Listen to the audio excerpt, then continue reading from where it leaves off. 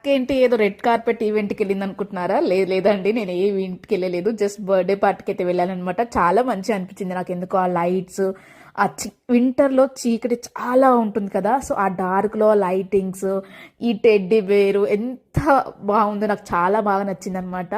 And tiger, little tiger, so నాకు decor lightings చాలా నచ్చాయి. ఒకటే ఒకటి చాలా చలేసిందండి అసలు.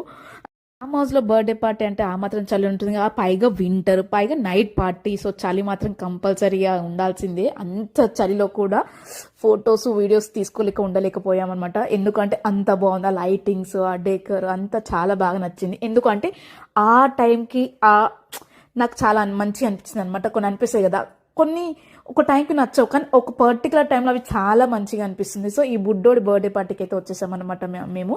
సో సెకండ్ బర్త్డే ఆ రోజు బాగా ఎంజాయ్ చేసాము. లైటింగ్స్, వీడియోస్ సూపర్గా ఉంది.